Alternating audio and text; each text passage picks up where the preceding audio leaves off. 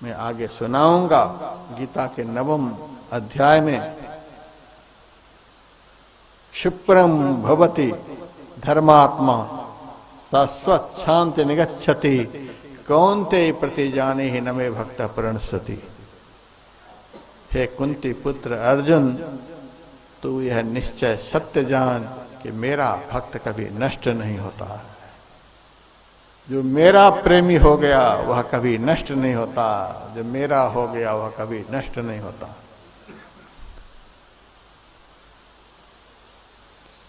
अर्जुन ने भगवान से प्रश्न पूछ दिया, आप कहते हो मेरा भक्त नष्ट नहीं होता।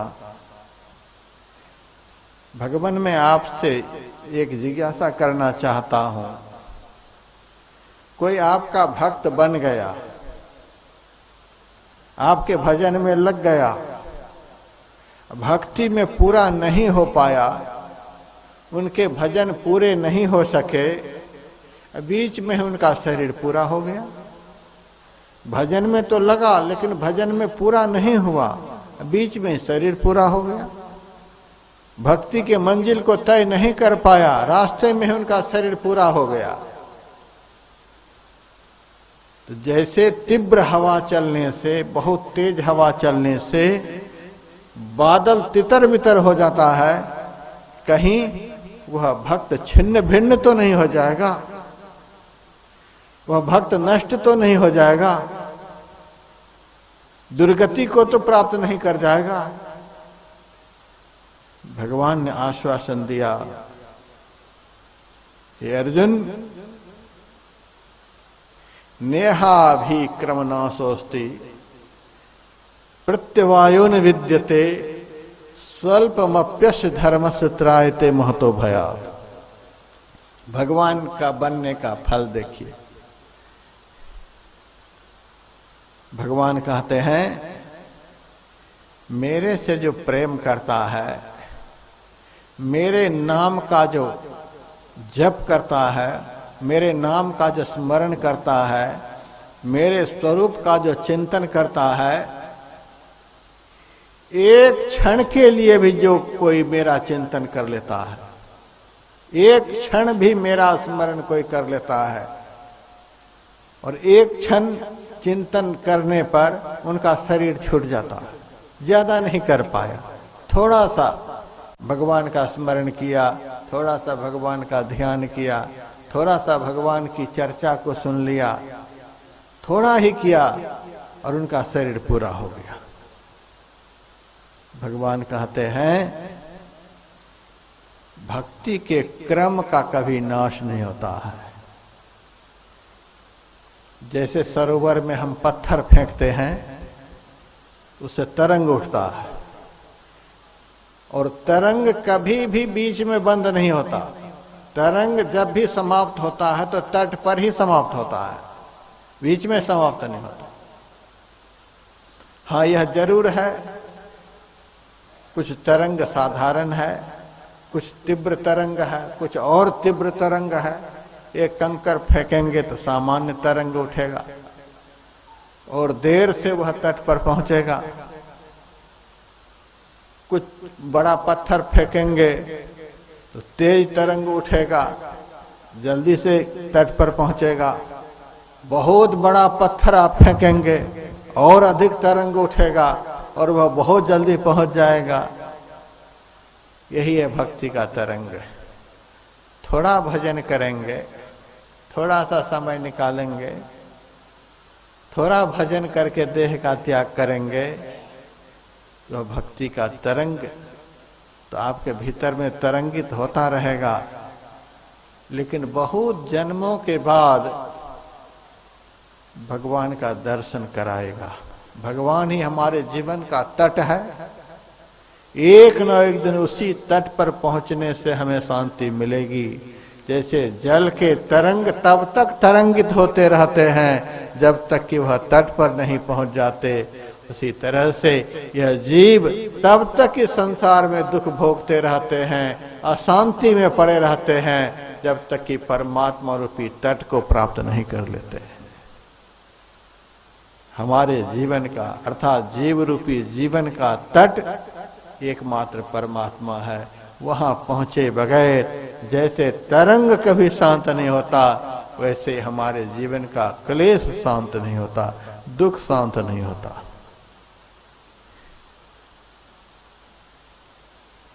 थोड़ा थोड़ा करेंगे तो बहुत दिनों में पहुंचेंगे। मेरे से एक भक्त ने पूछा, महाराज हरिद्वार रेलवे स्टेशन से आपके आश्रम की दूरी कितनी है? मैंने कहा 7 किलोमीटर।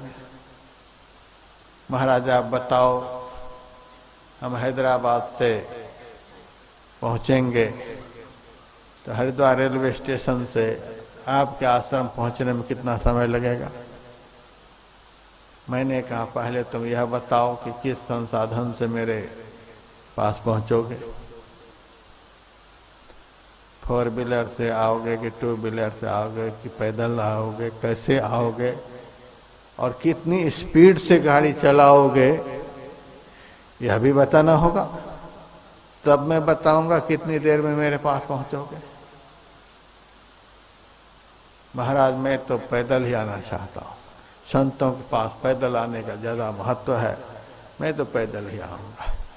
मैंने कहा मेरे सामने चल कर दिखाओ कितनी स्पीड से तुम चलोगे। बीच में धोखा मत करना, मेरे सामने तो स्पीड दिखा दोगे, बाद में कहीं सो जाओगे, सो बात नहीं। एक स्पीड अंत तक, मेरे आश्रम तक उसी स्पीड में चलोगे, तब मैं समय निर्धारित करूंगा। तो स्पीड के आधार पर समय निर्धारित किया जाता है। गाड़ी ट्रैफिक में फंस गई तब समय कैसे निर्धारित किया जाएगा? इस संसार में जीव को परमात्मा तक पहुंचने में बहुत ट्रैफिक मिलते हैं, इतने ट्रैफिक मिलते हैं कि हम कह नहीं सकते। इसीलिए कबीर ने कहा लखेरे कोई बिरला पद निर्वाण, कोई बिरले पुरुष ही तट तक पहुंच पाते हैं, लक्ष्य तक पहुंच पाते हैं, क्योंकि रास्ते में इतने ट्रैफिक है। कोई बिरले ही पहुंच पाते हैं। बड़ा भारी संघर्ष, बहुत बड़ा फल है, बहुत बड़ा आनंद है, तो बहुत रास्ते में मुश्किलें भी हैं, कि बिरले ही वहां तक पहुंच पाते हैं। तो धीरे धीरे करेंगे, थोड़ा थोड़ा समय निकालेंगे, थोड़ा थोड़ा भजन करेंगे तो पहुंचेंगे तो जरूर, क्योंकि भगवान का वचन है मेरे में जो प्रेम किया जाता है उस प्रेम के तरंग का, उस प्रेम के क्रम का कभी अंत नहीं होता। नेहा भी क्रम ना सोचती, भजन के क्रम का अंत नहीं होता। प्रधानमंत्री के पद के लिए कितना परिश्रम होता है, बहुत परिश्रम लोग करते हैं, और परिश्रम करने पर कितने लोग सफल होते हैं। बहुत सारे उम्मीदवार इस बार खड़े हैं प्रधानमंत्री बनने के लिए। अब कितने प्रधानमंत्री बनेंगे पता नहीं, बनेंगे तो एक ही, लेकिन परिश्रम सब करेंगे, बहुत लोग परिश्रम करेंगे। अब बनेंगे एक ही, लेकिन बहुत सारे लोग परिश्रम करके भी नहीं बनेंगे, तो उसके लिए यह शास्त्र का वचन नहीं है कि वे एक दिन प्रधानमंत्री बन ही जाएंगे। बहुत लोग परिश्रम कर करके मर जाते हैं, लेकिन जो लीडर बनना चाहते हैं नहीं बन पाते हैं। बहुत लोग परिश्रम कर करके मर जाते हैं, लेकिन जो अधिकारी बनना चाहते हैं वह अधिकारी नहीं बन पाते हैं। बहुत लोग परिश्रम कर करके मर जाते हैं, जितना बड़ा वकील बनना चाहते हैं नहीं बन पाते हैं। बहुत लोग परिश्रम कर करके मर जाते हैं, जितना बड़ा डॉक्टर बनना चाहते हैं नहीं बन पाते हैं। संसार का जो परिश्रम है, संसार के पदार्थों को, पद को पाने के लिए जो परिश्रम होता है, इस परिश्रम का अंत हो जाता है। आदमी पश्चाताप करता हुआ मर जाता है, लेकिन लक्ष्य तक नहीं पहुंच पाता। लेकिन भगवान का यह वचन है कि जो मेरे को पाने के लिए, जो मेरा दर्शन करने के लिए, जो मेरे पास आने के लिए, जो मेरे को प्रसन्न करने के लिए परिश्रम करेगा, उनके परिश्रम का कभी अंत नहीं होगा। वह परिश्रम करने वाला 1 जन्म हो, 2 जन्म हो, 10 जन्म हो, भगवान का तो अमोघ वचन है, अनेक जन्म संसिद्धिस्ततो याति परं गतिम। अनेक जन्मों के अनंतर वह परम गति को प्राप्त कर लेगा, वह मेरे पास पहुंच जाएगा। मेरे लिए जो परिश्रम करेगा उनका परिश्रम कभी निष्फल नहीं जाएगा। संसार के लिए जो परिश्रम करेगा उनके परिश्रम का एक दिन अंत हो जाएगा। क्योंकि संसार के लिए जो परिश्रम किया जाता है वह परिश्रम मन के द्वारा होता है, इंद्रियों के द्वारा होता है। इंद्रियां जड़ हैं, इसका एक दिन अंत हो जाता है। अंत होने वाली इंद्रियों के द्वारा जो संसार के पदार्थों को पाने के लिए श्रम किया जाता है वह एक दिन समाप्त हो जाता है। परमात्मा के लिए परिश्रम आत्मा के द्वारा होता है। आत्मा अजर अमर अविनाशी है। आत्मा का प्रयास शाश्वत होता है। परमात्मा शाश्वत, आत्मा शाश्वत, और आत्मा के द्वारा जो परमात्मा भजन का प्रयास है वह प्रयास भी शाश्वत होता है, वह कभी समाप्त नहीं होता है। लक्ष्य पर पहुंचा करके ही छोड़ेगा, बीच में नहीं छोड़ेगा। भगवान का वचन है, इस पर जरूर विश्वास रखना। इसीलिए मैंने आरंभ में भूमिका बना दी, भूतों को पूजने वाले भूतों के पास, पितरों को पूजने वाले पितरों के पास, देवताओं को पूजने वाले देवताओं के पास। ये जितने भी हैं सब अंत हो जाने वाले हैं। भूत प्रेत का भी एक दिन अंत होगा, पितरों का भी एक दिन अंत होगा, देवी देवताओं का भी एक दिन अंत होगा। उन अंत हो जाने वाले की जो आराधना उपासना करेंगे वे भी एक दिन अंत को प्राप्त करेंगे। ये सब के सब समाप्त हो जाएंगे, उनका किया हुआ परिश्रम भी समाप्त हो जाएगा। लेकिन परमात्मा अनंत हैं। अनंत परमात्मा के लिए जो परिश्रम करेंगे उनका परिश्रम कभी समाप्त नहीं होगा, क्योंकि अनंत के लिए जो श्रम किया जाएगा वह श्रम अनंत होगा। अनंत श्रम से ही अनंत की प्राप्ति होती है। भगवान कहते हैं मेरी उपासना करने वाले मेरे पास अनेक जन्म संसिद्धिस्ततो याति परं गतिम। अनेक जन्मों के अनंतर भी भक्त मेरे पास पहुंच करके रहेगा। अर्जुन ने कहा बहुत जन्म लेना पड़ेगा आप तक पहुंचने में, आपका दर्शन करने में। तो मरने के बाद जो जन्म होगा वह जन्म कैसा होगा? देवताओं के लिए आपने बताया कि देवता के पुण्य क्षीण हो जाएंगे तो वे स्वर्ग को छोड़ करके मर्त लोक में जन्म लेंगे और 84 लाख योनियों में चले जाएंगे, कुकर सुकर आदि के शरीर को प्राप्त होंगे। आप कहते हैं कि मेरा भक्त का भी जन्म होगा, बहुत जन्म मेरा भक्त भजन करेगा तब मेरे पास तक पहुंचेगा। तो बीच में जो बहुत जन्म होगा वह कैसा जन्म होगा? आपके भक्तों का जो जन्म होगा किस योनि में उनका जन्म होगा, कैसे घर में उनका जन्म होगा?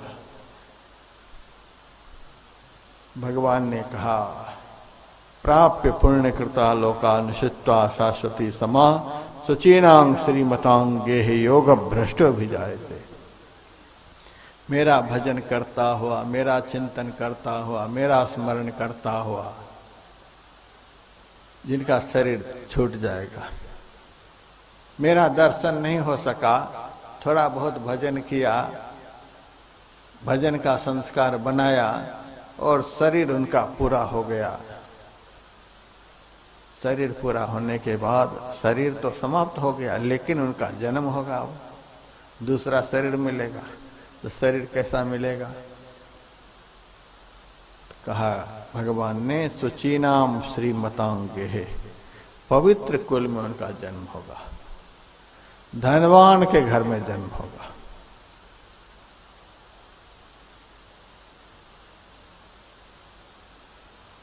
यहां पर मैं देखता हूं बहुत छोटे छोटे बच्चे भी कथा में आते हैं।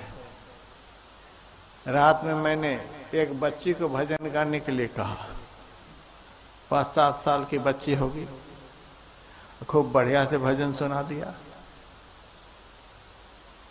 बहुत बूढ़े को एक भजन याद नहीं, 5-7 साल की बच्ची ने भजन सुना दिया। कैसे सुनाया? ऐसे संस्कारवान घर में उस बच्ची का जन्म हुआ कि उस घर के संस्कार से संस्कारित होकर के उस बच्ची में भक्ति भावना आ गई, भजन गा करके सुना दिया। बहुत कम उम्र के लोग हैं, मेरे से दीक्षा लिए हुए भी बहुत हैं। कैसे? वर्षों से जो भगवान की कथा वार्ता सुनते हुए आ रहे हैं, उस घर में जिस बच्चे का जन्म हो गया, उस बच्चे में जन्म से ही संस्कार आ गया। यही है पवित्र कुल, यही है धनवान कुल। बहुत लोग भजन तो करना चाहते हैं, लेकिन उनके जीवन में कोई व्यवस्था नहीं है, न घर है, न खाने पीने की व्यवस्था है, न कपड़े की व्यवस्था है, न नौकरी है, न व्यापार है। किसी तरह से जी रहे हैं। भजन करना तो चाहते हैं, लेकिन व्यवस्था, वातावरण जो उनको नहीं मिल पा रहा है, इसीलिए चाहते हुए भी नहीं कर पा रहे हैं। लेकिन बहुतों को यहाँ देखिए, वातावरण भी मिला हुआ है और संस्कार भी मिला हुआ है, व्यवस्था भी मिली हुई है, खाने की कोई कमी नहीं है, हाय हाय का तो कोई अंत नहीं है। लेकिन मुझे ऐसा लगता है कि जितने भी भक्त लोग यहाँ बैठे हैं, रोटी दाल की कोई कमी नहीं है। मुझे ऐसा विश्वास है कि पहनने के लिए कपड़े की भी कोई कमी नहीं है। मुझे यह भी विश्वास है कि किसी भी भक्त को रहने के लिए जगह की कोई कमी नहीं है। अब 100 कमरे बना लो, यह तो हाय हाय की बात है, लेकिन सोओगे कितनी जगह पर? देह की जितनी लंबाई चौड़ाई है उतनी ही जगह पर तो सोओगे, उतनी जगह किनके पास नहीं है। कितना खा लोगे दिन भर में? 1 किलो खाओगे, ज्यादा खाओगे तो कुछ कर भी नहीं पाओगे। किनके पास इतना नहीं है? हाय हाय का अंत नहीं है, लेकिन जितना चाहिए उतना भगवान ने सबको दिया है। धनवान कुल में जन्म हुआ है। भजन करते करते पिछले जन्म में चूक गए होंगे, पूरे नहीं हो पाए होंगे, इसीलिए ऐसे घर में जन्म हुआ है कि खाने पीने रहने आदि की कोई कमी नहीं है। यहाँ जगह जगह मैं मंदिर देखता हूँ, सत्संग भवन देखता हूँ, संतों की कुटिया देखता हूँ।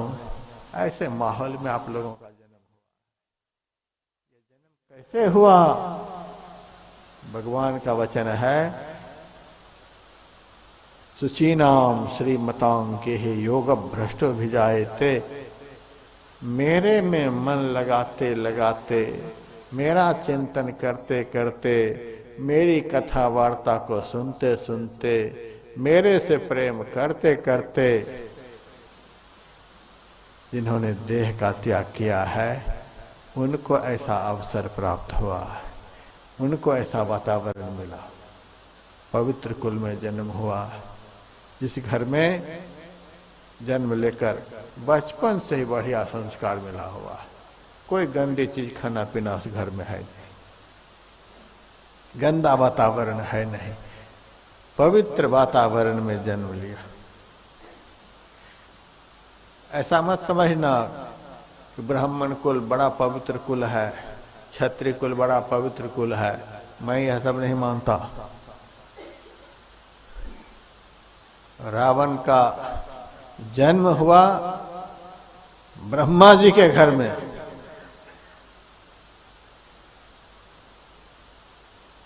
कितना पवित्र घर होगा। ब्रह्मा जी के घर में रावण का जन्म हुआ, लेकिन किसी भी शास्त्र में रावण को मनुष्य भी नहीं कहा, सब जगह उनको राक्षस ही कहा गया।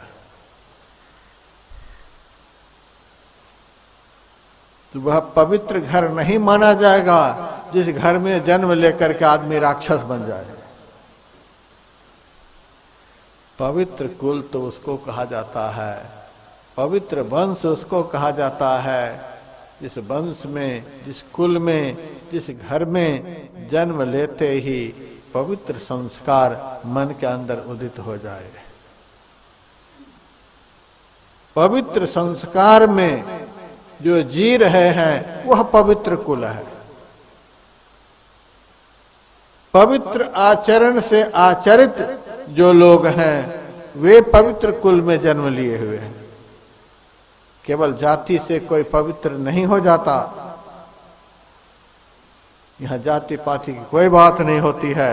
आचरण पवित्र होना चाहिए, कार्य पवित्र होना चाहिए, कर्म पवित्र होना चाहिए, संकल्प पवित्र होना चाहिए, सारे आचार विचार व्यवहार पवित्र होना चाहिए। ऐसे पवित्र आचार विचार व्यवहार वाले जो मनुष्य हैं उस घर में हे अर्जुन मेरे भक्त का जन्म होता है। ऐसे घर में आप लोगों का जन्म होगा।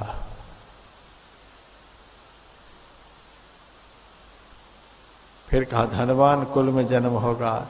ऐसे घर में जन्म होगा कि आपको भजन में कोई व्यवधान नहीं, कोई टेंशन नहीं कि रात में क्या खाएंगे, कपड़ा फट जाएगा तो क्या पहनेंगे, किस घर में रहेंगे, कैसे काम धंधा चलेगा, कोई टेंशन नहीं। आप जितना समय निकालना चाहो भजन के लिए निकाल सकते हो। धनवान कुल में जन्म है। इतना अच्छा घर परिवार में जो आप लोगों का जन्म हुआ है पिछले जन्म की कमाई है। फिर भगवान ने कहा अथवा योगिनाम एवं कुले भवति धीमताम एतद् दुर्लभ तरम लोके जन्म यदि दृश्यम। अथवा योगी कुल में जन्म होगा। गुरु नानक देव जी महाराज के घर में भी बालक ने जन्म लिया। श्री चंद लक्ष्मी चंद इन दो बालकों का जन्म हुआ। इसको हम योगी कुल कहेंगे। कबीर के घर भी एक बालक हुए।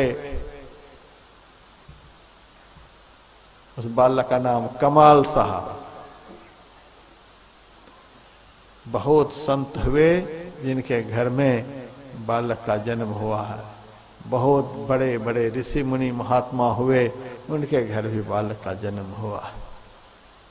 लेकिन वह बालक जन्म लेकर के कितने महान हुए।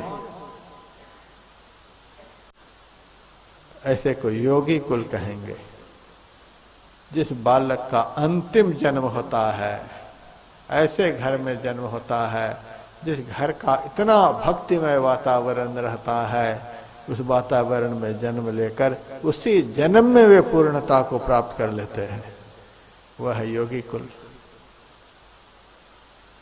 भगवान का वचन है मेरा भक्त कभी नष्ट नहीं होता। आप किसी की भी आराधना उपासना करिए, गीता का ज्ञान बतलाता है कि भूतों को पूजने वाले भूतों के पास, पितरों को पूजने वाले पितरों के पास, देवताओं को पूजने वाले देवताओं के पास, और मेरा भक्त मेरे पास आ जाता है। इतनी कथा सुनाने के बाद मैं आप लोगों से पूछना चाहूंगा, आप लोग किन के पास जाना चाहते हैं? भूत के पास जाना चाहते हैं कि मरे हुए पितरों के पास जाना चाहते हैं, कि जन्म मरण के चक्र में पड़े हुए विषय भोगी देवताओं के पास जाना चाहते हैं? भगवान के पास जाने का जो फल बताया, भगवान के पास जाना चाहते हैं। आप लोग किन के पास जाना चाहते हैं? एक आध आदमी भी तो बोलिए। हाँ, बहुत बोल गए, बोल तो बहुत लोग गए, लेकिन जब भक्तों के घर हम जाते हैं तो सब खेल देखते हैं।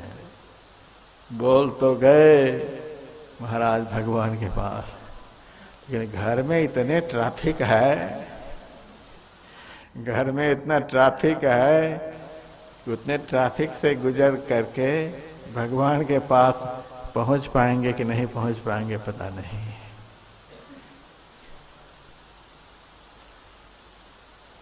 घर में बाजार लगा हुआ है,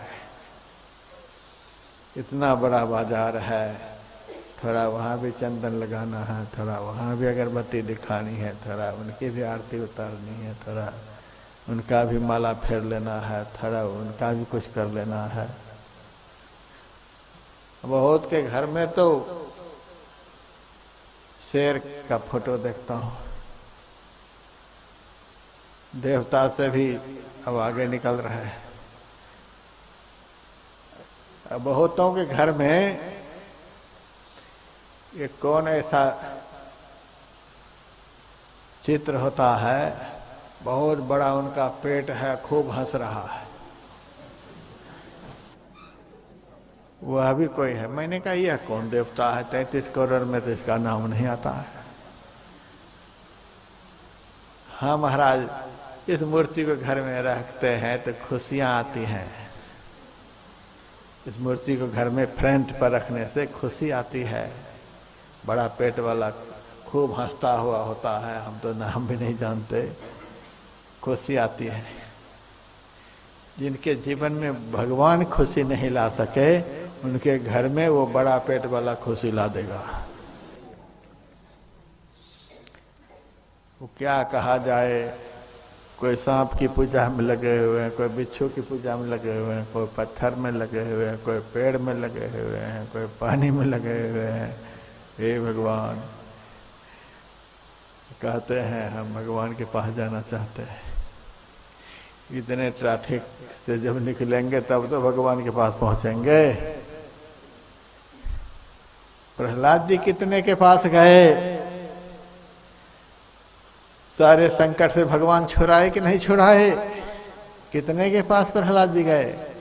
आप कोई भी पुस्तक पढ़ करके बता दो हमको। ध्रुव जी कितने के पास गए? भगवान के पास पहुंचे कि नहीं पहुंचे? चक्रवर्ती सम्राट बने कि नहीं बने? मीरा कितने के पास पहुंची? गुरु नानक देव जी महाराज जब मदरसा गए पढ़ने के लिए तो मौलाना ने पढ़ाया उनको, पढ़ो अलिफ। गुरु नानक देव जी महाराज पढ़ गए अलिफ, फिर कहा पढ़ो बे। गुरु नानक देव जी महाराज ने कहा पहले आप यह बताओ कि अलिफ का क्या अर्थ होता है।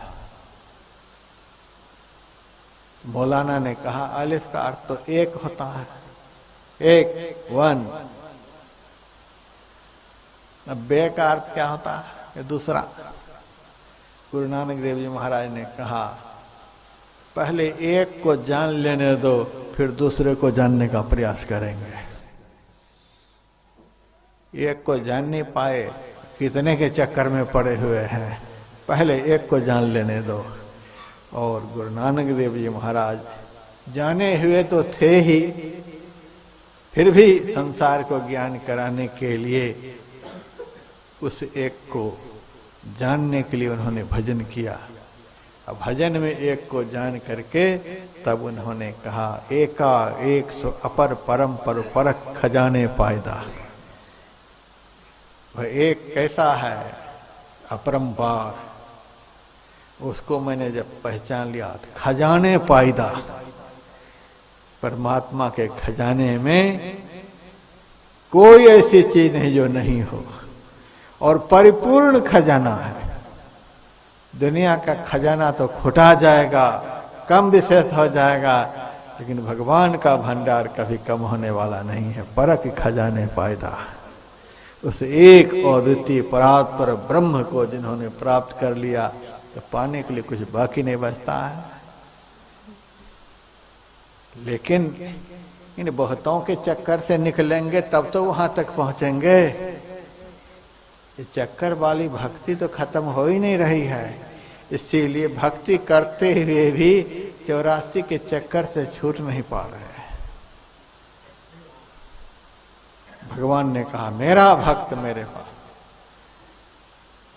और गीता के अंतिम अध्याय में भगवान ने अर्जुन से कहा, सर्वधर्मान परित्यज्य मामेकं शरणं व्रज अहं त्वा सर्व पापेभ्यो मोक्षयिष्यामि मा शुचः। ये अर्जुन तू सभी धर्मों को छोड़कर मेरी शरण में आ जा। किसी के पास जाने के लिए भगवान ने कहा नहीं कहा। नवम अध्याय में आप लोगों को सुना रहा हूं। भगवान कहते हैं मन मना भव मद भक्त मद्याजी मंग नमस्कुरु।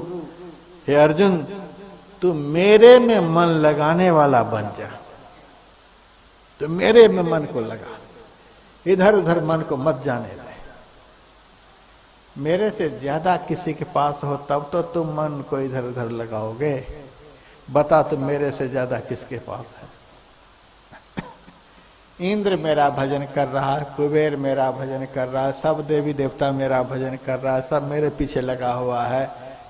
सूरज मेरे प्रकाश से दुनिया को प्रकाशित कर रहा है, चंद्रमा मेरे प्रकाश से दुनिया को प्रकाशित कर रहा है, अग्नि मेरे प्रकाश से प्रज्वलित हो रही है, पवन मेरी ताकत से बह रहा है, सारी सृष्टि मेरे चलाए चल रही है। मेरे पास क्या भाव है जो तू इधर उधर हाथ पैर मार रहा है। मेरे पास क्या भाव तुम्हें दिखता है जो मुझे छोड़कर तू इधर उधर की आराधना उपासना में लगा हुआ है। कोई अभाव है तो बता दे। क्या ऐसी चीज है जो भगवान के पास नहीं है और देवी देवताओं के पास में है? बताओ आप लोग। बता नहीं पाओगे, लेकिन तो भी इन सब को छोड़ नहीं पाओगे। बताओगे भी नहीं या छोड़ोगे भी नहीं। कोई बता दे दुनिया का भक्त क्या ऐसी चीज जो परमात्मा के पास नहीं हो, जो ईश्वर के पास नहीं हो। सबके पास जो कुछ भी दिख रहा है उन्हीं का दिया हुआ दिख रहा है। 3300 कोटि देवी देवता जितने भी हैं उनके पास जो भी ताकत है, जो भी सामर्थ्य है, जो भी संपदा है उन्हीं की दी हुई है। क्या है ऐसा जो ईश्वर के पास नहीं है, परमात्मा के पास नहीं है? कोई नहीं बता पाएंगे। तो भी दिमाग इतना सेट है कि छोड़ नहीं पाएंगे। मेरी बात मान करके एक भक्त थोड़ा सा ट्राई किया, बस सबको दरकिनार करके एक दिन भगवान का भजन करने के लिए बैठ गया। शाम के समय किसी कारण से उनके माथे में दर्द हुआ। मेरे पास तुरंत पहुंच गया। आपके कहने पर सबको दरकिनार करके एक में लगे, हमारे माथे में दर्द हो गया। इसी कारण से दर्द हुआ। सबको छोड़कर जो एक में लगे इसीलिए दर्द हुआ।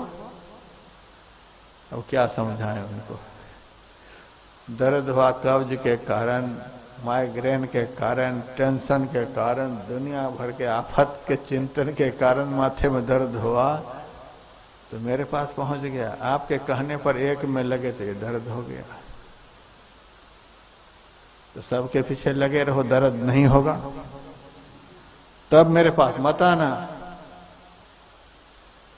लेकिन सबके पीछे लगे रहने पर भी आते हो, एक में लगते हो तो भी आते हो।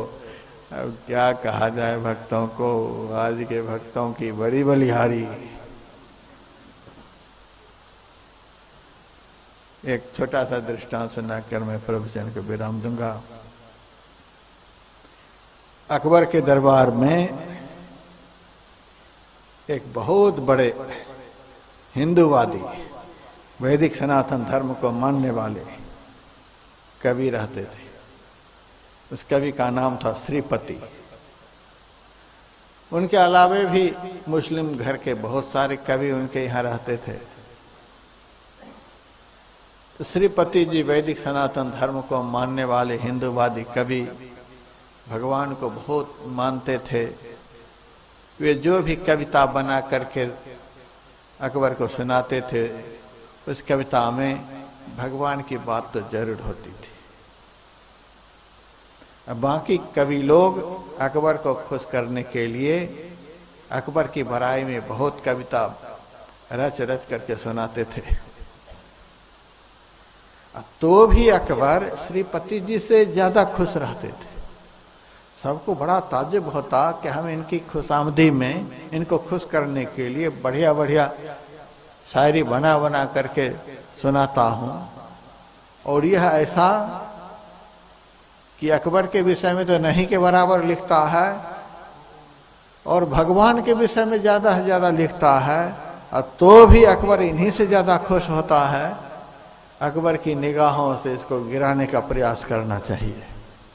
एक दिन अकबर के सामने कवियों ने ऐसी योजना बनाई, अकबर से सारे मुस्लिम घर के कवियों ने कहा कि जा पनाह,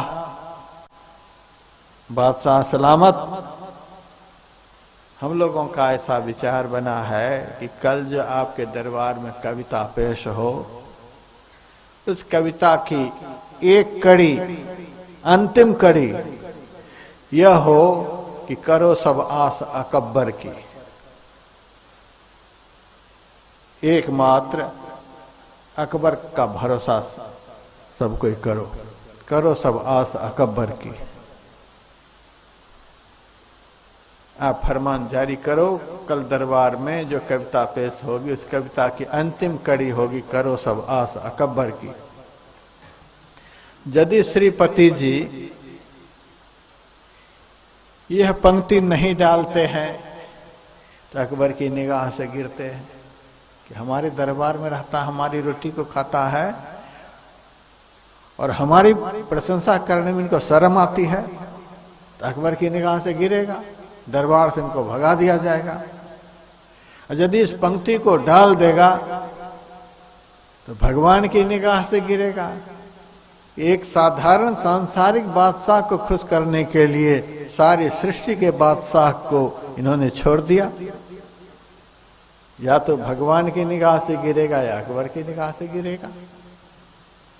अकबर ने फरमान जारी कर दिया कि ऐसी कविता कल बनेगी जिसकी अंतिम कड़ी होगी करो सब आस अकबर की।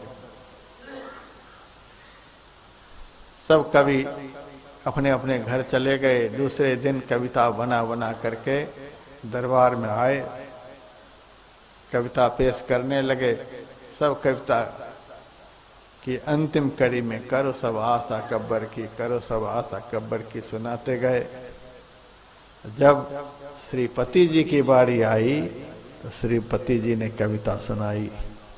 एक ही छाड़ी जो दूजो भजे, सो जरे रसना अस लब्बर की। अब की दुनिया गुनिया जो बनी, सब बांधत फैंट अडब्बर की। कवि श्रीपति आसरो राम ही के, हम फैंट गही बड़ जब्बर की। जिसको उस एक की टेक नहीं, सो करो सब आस अकबर की। जिनको उस ईश्वर परमात्मा पर भरोसा नहीं है, वे लोग इनकी आस करो, इनका भरोसा करो।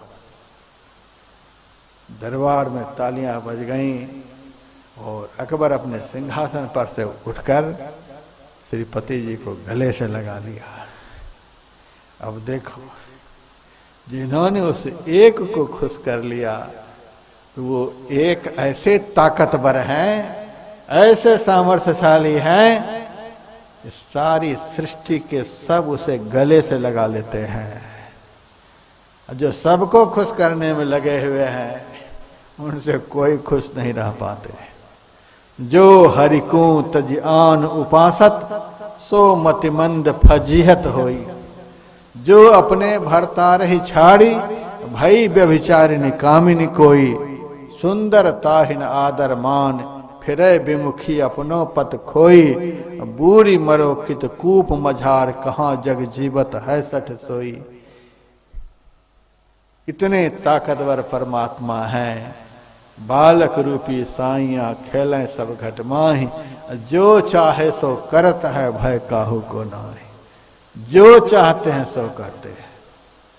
एक क्षण में सारी सृष्टि को बना सकते हैं, एक क्षण में सारी सृष्टि को सजा सकते हैं, एक ही क्षण में सारी सृष्टि को मिटा सकते हैं। ब्रह्मा विष्णु महेश तो ये सब के सब उनके दरबार के कोठारी भंडारी हैं। सब देवी देवता तो उनके दरबार में हाथ जोड़े खड़े रहते हैं।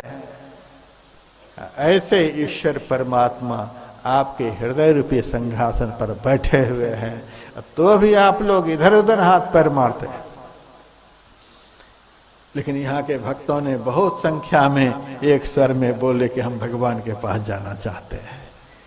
मुझे सुनकर बहुत अच्छा लगा कि जाना चाहते हैं तो सही दिशा में चलने का प्रयास करेंगे।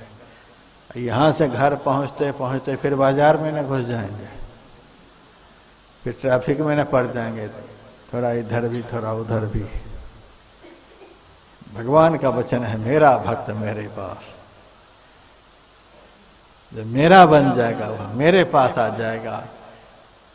और बाकी सबके पास जाने पर तो आने जाने का चक्कर बना रहेगा, क्योंकि सब देवी देवता एक न एक दिन मर्त्य लोके विशंति, उनका शरीर पूरा होगा, उनका पुण्य क्षय होगा, बस स्वर्ग से पतन हो जाएगा। लेकिन भगवान कहते हैं, यद गत्वान निवर्तन्ते तद्धाम परमं मम। जहाँ जाकर जीव को इस दुखमय संसार में लौटकर जाना नहीं पड़ता, कि अर्जुन वही मेरा परम धाम है। जहाँ जाने के बाद आप कभी ठुकराए नहीं जाएंगे, जहाँ जाने के बाद कहीं जाना नहीं पड़ेगा, वही भगवान का दरबार है, वही वह ईश्वर का दरबार है। भगवान कहते हैं, जो मेरा भजन करेंगे वे मेरे पास आ जाएंगे। आपने बहुत अच्छा कहा कि भगवान के पास जाना चाहते हैं। जाएंगे कैसे? टिकट कटा लीजिए ट्रेन की, ट्रेन से चले जाएंगे भगवान के पास। पानी में स्टीमर चलता है, उससे आप लोग आ जाइए भगवान के पास। प्लेन का टिकट बना लीजिए, उसी से पहुंच जाइएगा। बिन पावन की राह है। भगवान के पास जाना तो चाहते हैं, लेकिन रास्ता कैसा है? बिन पावन की राह है। इस पैर से चलकर आप किसी भी जन्म में नहीं जा पाएंगे। कहने के लिए लोग कह देते हैं, भगवान का दर्शन करके वहां से आ गए, भगवान का दर्शन करके वहां से आ गए, वहां से आ गए, वहां से आ गए। लेकिन आने के बाद फिर वही घोड़ा वही मैदान रहता है, दुख से पिंड नहीं छूटता है। क्या यही भगवान का दरबार है? भगवान के दरबार से लौट करके आ गए, फिर भी दुखमय वातावरण से पिंड नहीं छूटा। क्या यही भगवान का दरबार है? इस गुफा में अखुट भंडारा, तिस बिच बसे हरि अलख अपारा। उस अखुट भंडार वाले के भंडार घर में चले गए तो भी हाय हाय करते ही रहे। तो असल में भगवान वो हैं जहां जाने के बाद दुखमय संसार में जीव लौट करके आना ही नहीं पाता है, जाता ही नहीं कभी। लेकिन वहां जाने के लिए जो रास्ता बनाया बिन पावन की राह है, कबीर बता रहे, वह ऐसा रास्ता है जिस रास्ते से गुजरना पड़ता है, पैर से नहीं चलना होता। बिन पावन की राह है, बिन बस्ती का देश, कोई नगर शहर नहीं बना हुआ, एक भी कमरा नहीं है, घर मकान कुछ भी नहीं। लेकिन ये हमें कहूंगा सब घर उसी में घुसा हुआ है, सब नगर शहर उसी में घुसा हुआ है। ऐसा नगर है, ऐसा घर है। बिन बस्ती का देश, बिना नगर शहर का वह देश बसा हुआ है। बिना पिंड का पुरुष है, पिंड कहते हैं शरीर को, बिना शरीर का ही वह पुरुष है। गुरु नानक देव जी महाराज कहते हैं अखा बाजो देखना, बिना आंख के ही देखना होता है। कैसा शरीर है कि बिना आंख से ही देखना होता है। बिन पग चले सुने बिन काना, कर बिन कर्म करे बिन नाना, आनंद रहित सकल रस भोगी, बिन वाणी वक्ता बड़ जोगी। आंख नहीं है सब कुछ देखते हैं, कान नहीं है सब कुछ सुनते हैं, हाथ नहीं है सब कुछ करते हैं, पैर नहीं है सब जगह चल करके पहुंचते हैं, शरीर नहीं है सबसे मिलते हैं। कैसे वो है? बिना पिंड का पुरुष है। कहे कबीर संदेश, उस परमात्मा का संदेशा संत बताते हैं, ऐसे वो परमात्मा है, भगवान ऐसे हैं, कृष्ण ऐसे हैं। यदि इस दुखमय संसार में लौट करके नहीं आना चाहते हैं, दुख में कभी भी नहीं पड़ना चाहते हैं, शाश्वत शांति शाश्वत आनंद को पाना चाहते हैं, तो भगवान ने जो कहा मेरा भक्त मेरे पास आता है तो भगवान का बन जाए। कैसे जाएंगे वहाँ, कैसे जाएंगे, किस रास्ते से जाएंगे, वह रास्ता कहाँ है, उस रास्ता का स्वरूप क्या है, उस यात्रा का स्वरूप क्या है, उस भजन का स्वरूप क्या है, यही सब तो हमें गीता से बताना है। आज तो भूमिका के रूप में थोड़ा सा बताया। सारे प्रवचनों का सार यही, हम लोगों को सबको छोड़कर भगवान के पीछे पड़ जाना है।